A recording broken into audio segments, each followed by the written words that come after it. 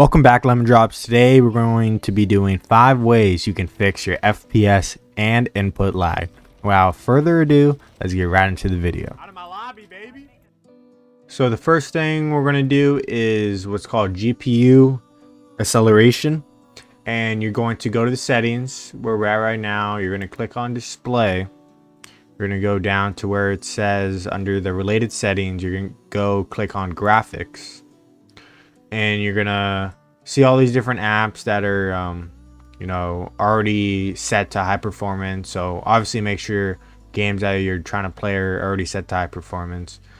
But what we're gonna see is the change default graphics setting. You're gonna click on that, and you want to make sure this is on. The hardware accelerated GPU scheduling, make sure that's on. And if it isn't on, when you press on, it's going to ask you to reset your PC to on or off the setting, and obviously we want it on, so I'm just going to leave it at that. So the next thing you're going to want to try is GeForce Experience. So let's load that up real quick, and you want to make sure that your drivers are fully updated. Check that, make sure that's good. But the main thing that you want to do on GeForce is you want to go on a specific game. So for example, let's do Modern Warfare, and you want to customize your settings depending on what resolution you want and what your preference is. If you're trying to gain FPS, which is what we're trying to do, you don't want it to be all the way to quality. You want it to be more in the middle, or heck, if all you care about is FPS, all the way to performance.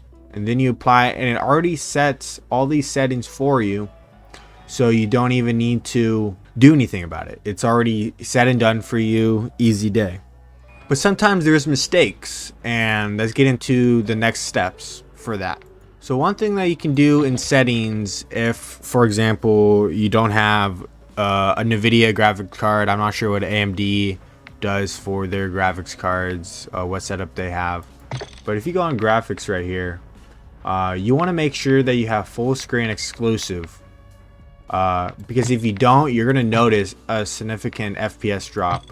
And for some reason, sometimes I've experienced where you can load up the game and full screen borderless is on, or windowed is on.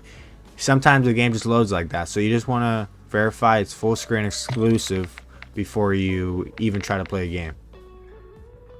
And one thing that I used to not really do myself, but you want to make sure that you do, is when you go on quality, you want to use upscaling and sharpening